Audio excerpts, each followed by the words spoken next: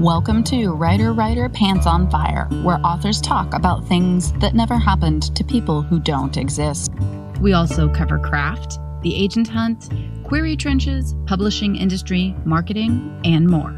I'm your host, Mindy McGinnis. You can check out my books and social media at mindymcginnis.com, and make sure to visit the Writer Pants on Fire blog for additional interviews, query critiques, and more at writerpantsonfire.com.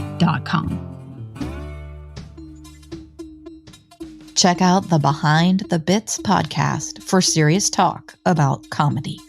If you want to learn more about writing or performing stand-up comedy, join host Scott Curtis and his guests as they cover which jokes work, which jokes fail, and how to find your unique comedic voice.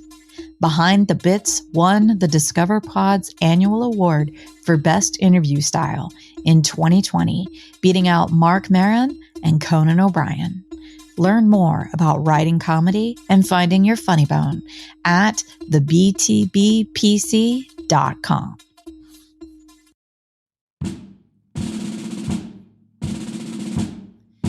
If you're searching for a podcast about crime relating to actual events of military personnel, veterans, family members, and those associated with the military, then you've come to the right place.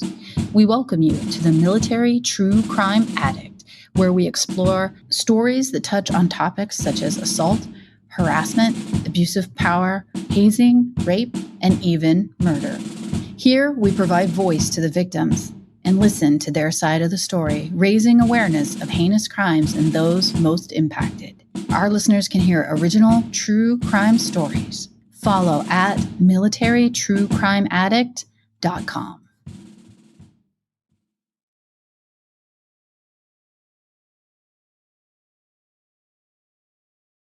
We're here today with Maria Dismondy, founder of Cardinal Rule Press.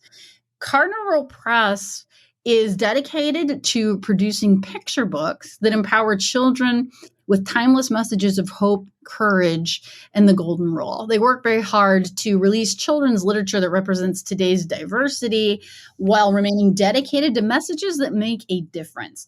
Those are awesome statements, but if you could put a little more of a human touch on that and just talk a little bit about Cardinal Rule Press. Absolutely. So I actually started out as a writer myself. And the reason I started writing is because I was a classroom teacher for 11 years. I liked to use children's literature as a mentor text to spark a conversation. So I noticed that a lot of my students were feeling bad about who they were. It was a very diverse community, and kids were embarrassed by the foods they were eating at lunchtime, like their traditional Indian dishes. I had families who were inviting me over for these amazing meals at their homes, and I was young and unmarried at the time. I was going to these beautiful dinners and just celebrating their culture in their homes, but at school, it looked different. They were embarrassed. So I was like, let me find a book that I can read to the kids about a child who has positive self-esteem and the courage to be themselves. Well, this was back in 2006. I could not find a book. I found books about dancing dinosaurs and singing fish. And I found that there was a big lack of realistic fiction depicting children characters. So that's when I wrote Spaghetti in a Hot Dog Bun. So I started out on my own writing journey, and I really wanted kids to be able to see themselves within the pages. So Spaghetti in a Hot Dog Bun has children who are diverse not only in their skin color, but in their abilities and in their personalities. And so I continued this journey as a writer myself for many years. And then I started transitioning into, okay, I don't want to do this. I want to help other people to get similar messages into the world. And so in about 2015, that's when I started Cardinal Rule Press. It puts more of a human touch on it. And I think that that is really important because diversity it's a buzzword right now in the world, also in our industry. And so having it broken down into the actual, where did this come from and why is this important, instead of just using the word and having everyone nod their head and assume that everybody is starting from the same place and the same understanding of diversity. Because you say spaghetti and a hot dog bun.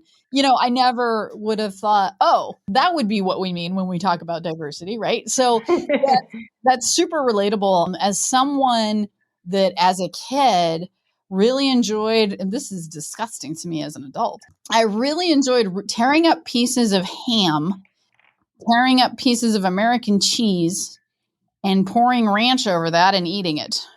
Oh my goodness. That is awesome. Was like a salad with no vegetables. Oh my goodness. It was the ranch phase. I feel like most children go through a ranch phase, right? Oh my gosh. That's what I did. I would come home from school and I would tear up chipped ham, American cheese, and pour ranch over that. And my God, it was just a protein, carb, sugar bowl. That's what that was. Immediately, as soon as I said that, you were like, oh yeah, ranch phase, right? So it's more about when you're talking about children's books and the messages that we put out there for our children. And you're saying that you, for example, had located a niche in terms of like diversity of food and just like what people are eating at lunch.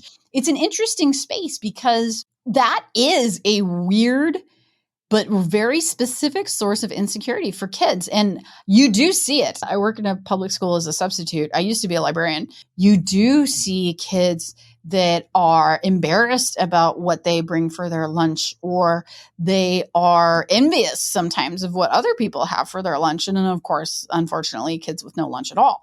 So that's the kind of thing that, a children's book about this would be so helpful. Can you talk about like some of the other titles or some of the other areas that Cardinal Rule Press has explored? We just had a title come out in October. It's called Raja's Pet Camel, and it's all set in India. And it's a story about a little boy who wants a camel as a pet, but really camels are used for work. So it's a beautiful story of hope and determination because he just doesn't let this go with his dad. And the author is Indian American, and she did not grow up in India. Her parents did, but she spent a lot of summers in India and continues to have a lot of those traditions with her family.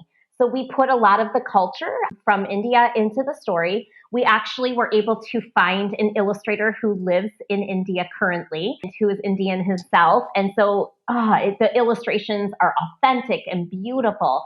So that was a book that we were super duper proud of. We have a title coming out this year, and we had a hard time finding an illustrator that was from the Latinx community. So what we did is we hired an author illustrator, and we brought in someone called a sensitivity reader.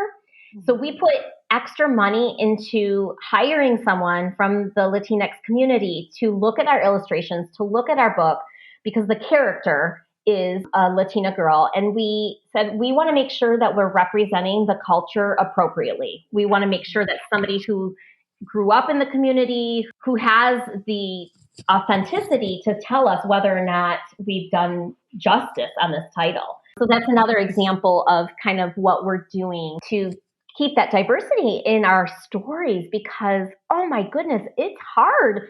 Yeah. I think it's wonderful that there has been this highlight on diversity, but it has made certain illustrators hard to come by. I want to come back to the idea of illustrators in general in a moment.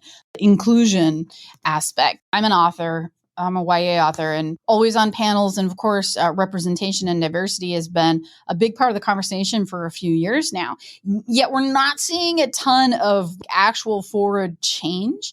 That is slowly becoming the reality, but not without pretty much everyone, digging their heels in and putting their shoulder to it and trying to move this behemoth forward. One of the things that I want to mention is that I often on panels, you get questions about, diversity and inclusion. And sometimes, often, it is followed up with, and why does it matter? It should be a question that holds an obvious answer. But I think one of the things that particularly the average white viewer, reader don't quite realize is that, we have been living in an assumed white or a white-based media world for so long. I wrote one of my books, Heroin, which is about the opioid epidemic. And I am white. I am from the Midwest. I practice inclusion.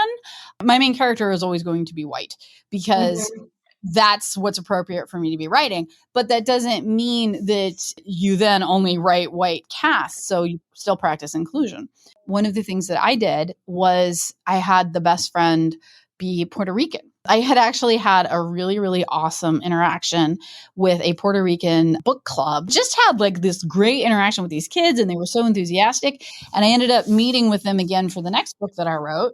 And then I remembered that one of my classmates, when I was growing up in super, super white Midwest area, like super rural, everything is very country. And I grew up pretty much surrounded by white faces. One of my classmates was Puerto Rican, but he was white passing. And I did not realize that he was Puerto Rican until I was like in high school, possibly even an adult. And I was like, wait a minute, what? And so I just felt like I would write a Puerto Rican character into this mostly white space. And so that was a choice that I made for that book, Heroine. Interestingly enough, I got an email just last week from a librarian in a town that isn't terribly far from me, like maybe 40 minutes away.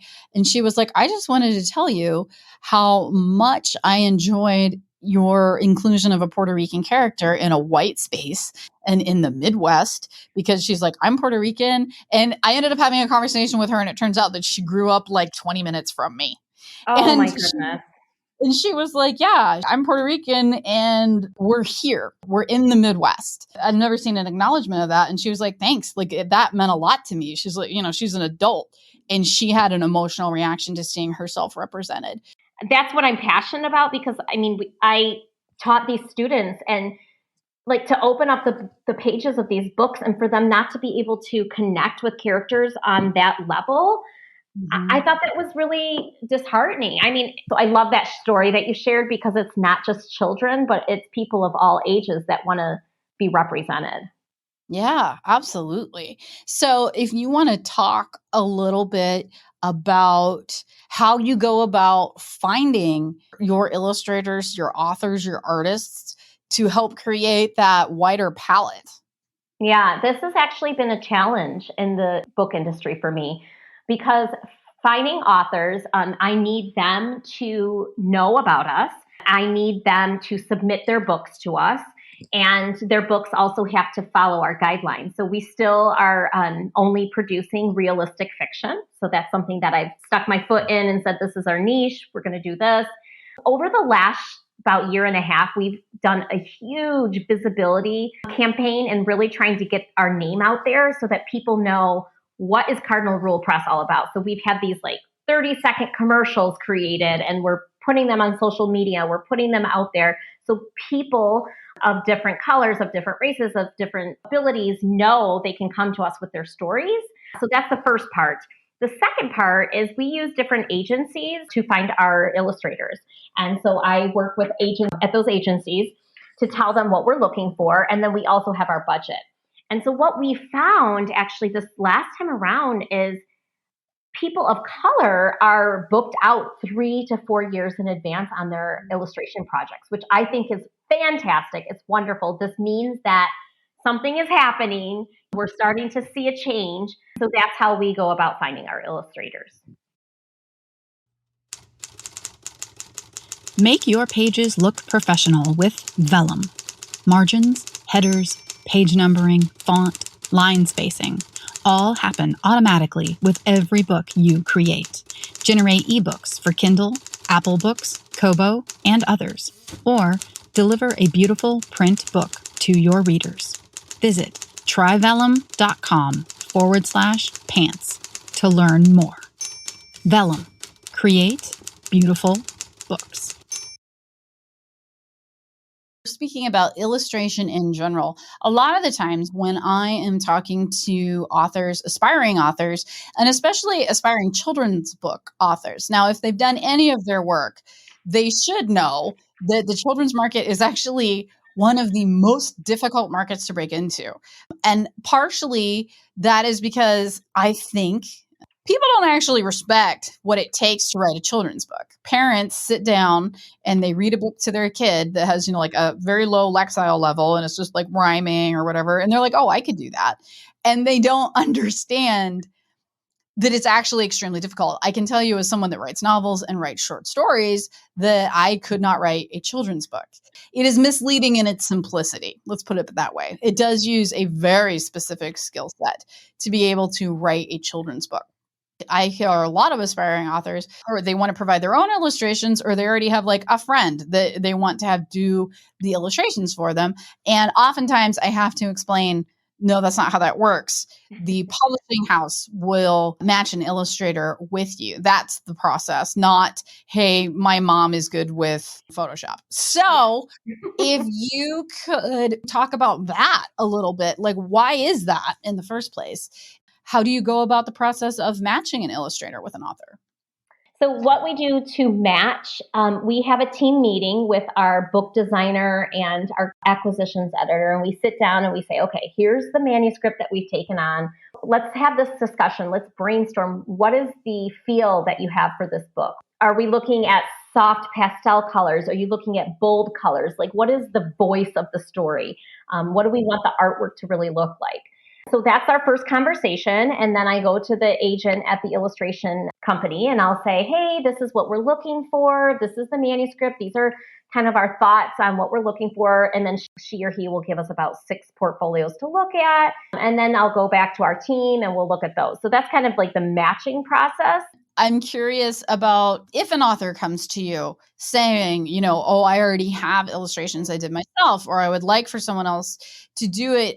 Does that help or hinder them?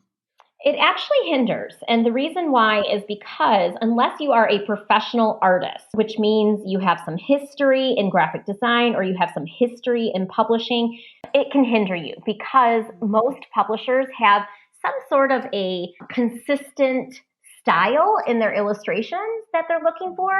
So if you come to an author and you don't have that style in your artwork, but your manuscript is really great, well, you're hindering yourself because one doesn't match the other.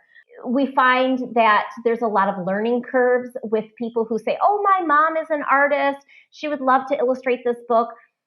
Well, unless you really know like bleeds and using templates from printers and being able to lay out a book when you're designing it and you're illustrating it, if the person doesn't know that, there's a lot of learning curves and it can slow a project up. So I think that's really why. And also, we don't want you to be emotionally tied to the illustrations. We want an artist to say, okay, here is the manuscript. I'm going to take my creative spin on it. Because an artist truly does take the words and says, how can I show this? How can I really help the child to be able to look at the illustrations and go beyond the text? Mm-hmm. And I think there's an art to that. There most definitely is, just as there is an art to actually composing the words and putting together that manuscript. I can tell you as someone that saved their books from their childhood, when I look at those books again, it is not the words that I remember. I mean, I can pick them up and I can be like, oh, yes, and especially if there's a cadence or a rhyme, I might even be able to still predict and know what the next page says. But the reaction that you get from me and the thing that actually makes me go, oh, yeah, is the pictures. Seeing those pictures, and it's amazing to me how they still drum up the same emotions. So it's like I can look at like a particular picture of a cupcake, like a cartoonish drawing of a cupcake. And I'm like, oh God, I love cupcakes, right?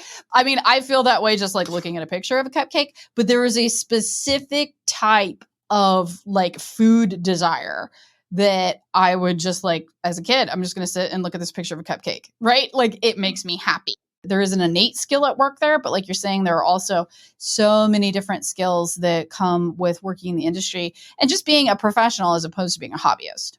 Yes, absolutely. I think you got it right there. Being a professional versus being a hobbyist. And a lot of times we come and my sister's grandma's cousin, that's a hobbyist. Yep. So oftentimes when I am speaking with people that are interested in becoming a children's book author, they also don't understand the competitiveness of that world, and not necessarily competitive like between authors versus authors, but just how hard it is to even like find a slot and to break in. It doesn't mean that just because you can rhyme, you're in. So if you could talk about those specific skills that are required for the author of a children's book. Well, you may not like my answer, but I'm going to be completely honest. We are a small press, which means we produce a small number of books per year, usually about 4 titles per year. And I'm connected in the industry with companies that have 100 titles a year that they're putting out into the market. And there's a couple different things. I'm going to start with number one, and this one I think is fine. You're not going to be like, oh my goodness. But number one is market research. So please do the research before submitting a title. Let's say you have this grandiose idea, you've written a book, you submit it. But little do you know that there are 5 other books doing really well out in the market, getting a ton of sales, a ton of reviews on a very similar topic and a very similar story. So you want to have something that is slightly different from what's out in the market. We don't want the same stuff over and over again. Granted, we'd love more books on kindness, but can you take a different spin on it? Can it not be the same thing over and over again? And so that's called market research. So authors really should be going to bookstores, going online, looking at different titles, getting them from the library, and making sure your book is different. It's going to stand out. And one suggestion I have for that is to actually look at negative reviews on those books that are doing well, because there's always going to be a negative review. Look for a negative review. What do people say that book is lacking? Well, how can you write something that adds that? And then number 2, a platform. So actually being a writer who starts to create a platform for yourself. And when I mean platform, you can have a blog and maybe you share short stories on your blog. You can have a social media account that is professional, maybe on Instagram, let's say, because a lot of children's book authors are on Instagram right now because their audience, which would be teachers and parents, are on Instagram. It should be a public account. You should be posting about your love for literacy, maybe about the writing process. For those of you who are like, but wait a second, I'm not a published author yet. I understand, but through talking with my friends in the industry, again, I have this friend who they produce 100 books a year, and he tells me nowadays they're looking for a really good manuscript, but they're also looking, does that author have a platform? I was shocked by this because I said, okay, I'm a small press. Of course, it's harder for us to take a risk on someone who doesn't have a platform. And we've taken risks on people without a platform. But I'm shocked to see that somebody who produces so many books a year and has more of backbone in sales saying they're not taking risks on these debut authors who are not visible. I wish that I could say it's only about your writing, but nowadays it's about your writing, but it's also about how are you going to help your publisher? How are you going to help your distributor get the word out there about your books? Are you connected socially? No, it's not easy to hear, especially for people that are out there going, but I don't have anything to actually share with the world yet. It's okay. I can tell you as someone that started blogging in 2011, I started blogging once I had an agent, but I could have been blogging before that and simply writing about learning about the publishing industry. I learned so much in forums in particular. I was very, very active and I was like a moderator in a writing forum that doesn't exist anymore. But I could have been blogging and just about topics of interest and things in the publishing industry. Very first time I ever went to a writers conference. And essentially the function that my posts in that forum served was more or less a blog because I was one of the leaders in that particular community. Now I know that, of course, as soon as I say I was a leader in that particular community, people are like, yeah, so you already had an audience. Sure. But, I got there by walking in and creating an account and saying, hi, my name is, right? You have to start somewhere. And I know that it's like easy for me to say as I sit here and, I have 10 books published and that's what I do for a living. And I wasn't born with 10,000 Twitter followers. I didn't, it was work. It is work. You don't always love it. You don't always have something to say, but you have to put yourself out there. You have to be present. And I know that people don't want to hear that you just want to make your art and have someone love it. And that sounds great. Me too. But that's just not the world we're living in.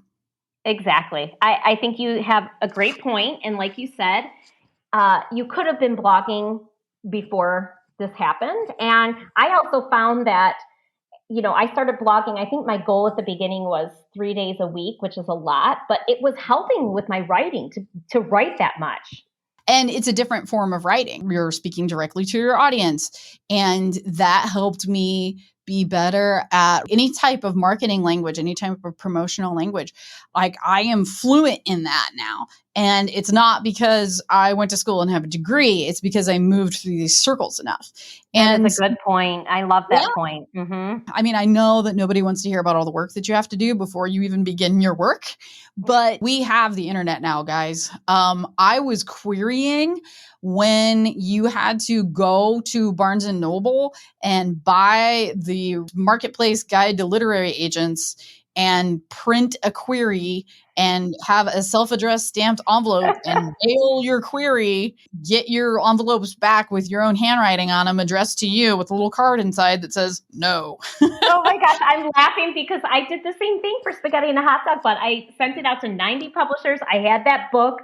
I had little dog-eared pages. I highlighted. I had a checklist. So when a letter came in the mail and it said no, I would, mark it on my checklist. It was old school, that's for sure. Old school. And it cost you money. You had to buy ink and you had to buy paper and you had to buy postage. And it's like, dude, all you do now is send an email. You can learn how to do these things quickly. And the internet is here for you. You're not being asked to do anything that is impossible. I have a degree in English literature, but I'd never taken a writing class in my life. I don't know anyone in publishing. I had no connections. I'm a farmer's daughter from Ohio, and I write novels for a living because the internet. So it's like, it sounds like so much work, but believe me, it used to be harder. Last thing, if there are any of my listeners that want to submit to Cardinal Rule Press, can you talk about your submission guidelines? First of all, we take unsolicited manuscripts. So I think that's awesome. You don't have to be represented by an agent to submit to us. Everything is digital, so we don't accept anything in the mail, which people still send us submissions through the mail, which clearly they're not following the guidelines and they're wasting their money. So we have an open submissions period, which begins November 1st. So you have plenty of time to work on your submission. It closes February 1st. So we usually open up that window for a certain amount of time, and then we read all the manuscripts, and then we make our selections. However, next year, we're going to break that up into a couple different submissions periods. So just kind of stay tuned for that. But the first one coming up would be November 1st, 2021. Realistic fiction picture books under 1,000 words depicting positive character traits. So think of stories that are teaching kids the values of courage and kindness and generosity and determination and perseverance. We are active on Twitter and Facebook as well as Instagram. So we're on all three places. We have a zero inbox policy. So between the inboxes that you would be submitting to myself, Maria at Cardinal Rule Press, or marketing or submissions, we read your emails. We do. So we'd love to hear from you if you have any questions. Writer, Pants on Fire is produced by Mindy McGinnis. Music by Jack Corbel.